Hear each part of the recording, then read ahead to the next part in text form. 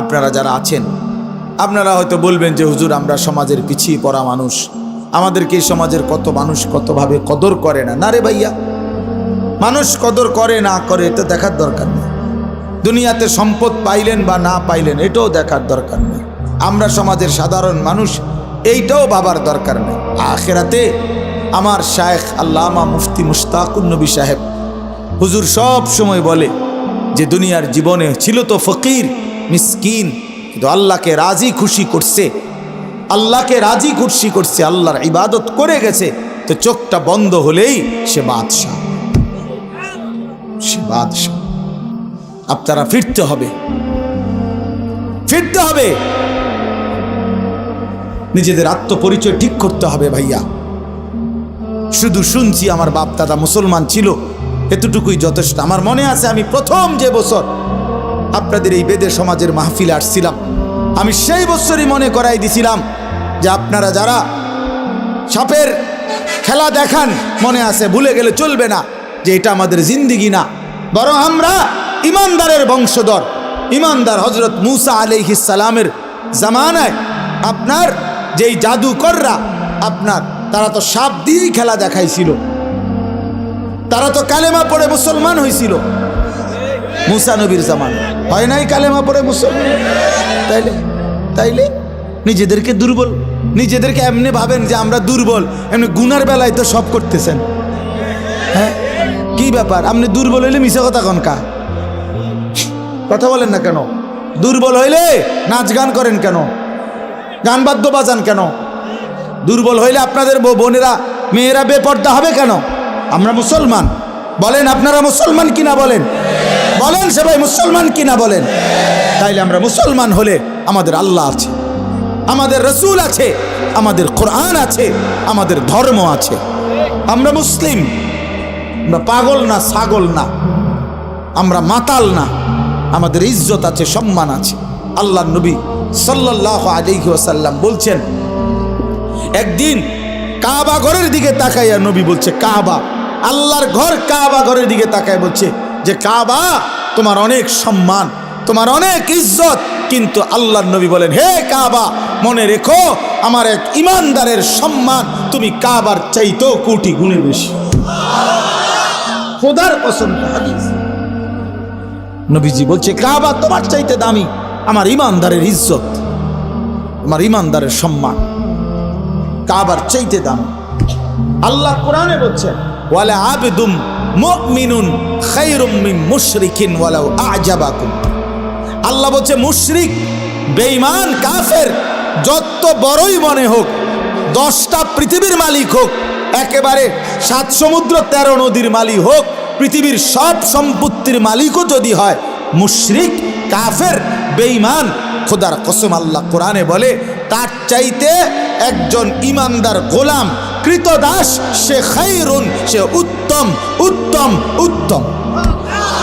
ওয়ালা আবদুম মুমিন খায়রুম মিন মুশরিক। একটা গোলাম সে কৃতদাস হোক, তো তুমি তো কৃতদাস না, তুমি কারো গোলাম, তুমি কোনো মানুষের কৃতদাস, তাইলে তুমি নিজেকে দুর্বল ভাববা কেন? আল্লাহ তাআলা তো বলছে একটা কৃতদাসও যদি হয় কিন্তু ঈমান থাকে, সে পৃথিবীর সমস্ত বেঈমানের চাইতে দামি,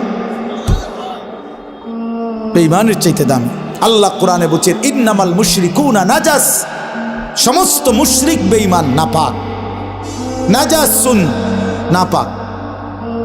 অতএব আমি মনে করাই দিলাম, নিজেদের বিবেক জাগায় দেওয়ার জন্য বললাম, আমরা প্রত্যেকেই ভাবতে হবে আমার আখিরাতি জিন্দেগি, আমার কবরই আমার জিন্দেগি।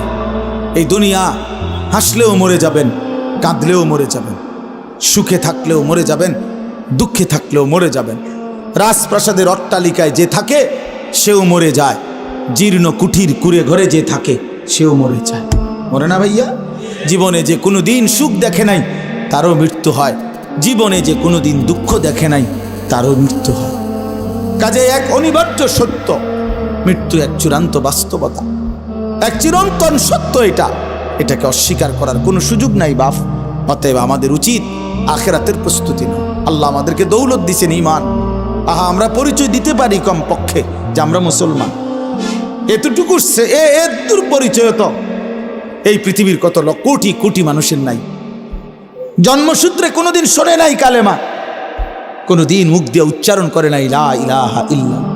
আমাদের নবী সাল্লাল্লাহু আলাইহি ওয়াসাল্লাম বলছেন, ইরতাহালাতিদ দুনিয়া মুদবিরা ওয়ারতাহালাতিল আখিরাতু মুকবিলা। নবীজি বলেন, প্রতিনিয়ত দুনিয়া তোমাদের পিছনে যাচ্ছে, আখিরাত তোমাদের সামনে আসতেছে। প্রতি 1 ঘন্টা যাচ্ছে মানে দুনিয়া পিছনে যায়, আখিরাত আমার সামনে, কবর আমার সামনে আসতেছে।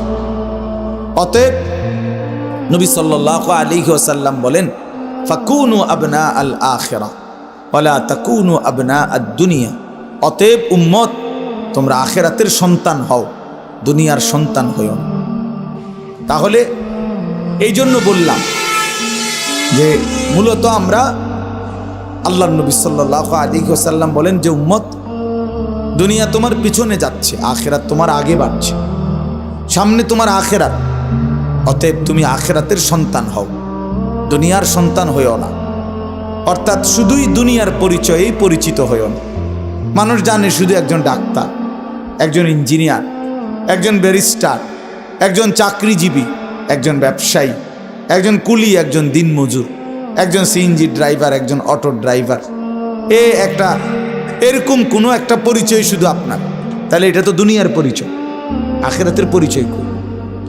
আখিরাতের পরিচয় কোথায়? আল্লাহর নবী সাল্লাল্লাহু আলাইহি সাল্লাম বলছেন, আখিরাতের পরিচয়, এই পরিচয়ে পরিচিত হও। লোকে যেন বলে লোকটা নামাজি, দিনদার, চরিত্রবান, মসজিদওয়ালা, মাদ্রাসাওয়ালা, কোরআনকে ভালোবাসে, দিনকে ভালোবাসে, আল্লাহকে ভালোবাসে, হালাল হারামের পার্থক্য মেনে চলে, আখলাক সুন্দর, কথা সুন্দর, চরিত্র সুন্দর। এই যে এই পরিচয়গুলো আল্লাহর নবী বলেন তোমার জীবনে যেন আসে। এইটুকু তোমার পরিচয় বানাও। তুমি আখিরাতের সন্তান হও, দুনিয়ার সন্তান হইও না, দুনিয়ার সন্তান হইও না। ওমা হাদিহিল হায়াতুদ দুনিয়া ইল্লা লাহবুন ওয়া লাইব।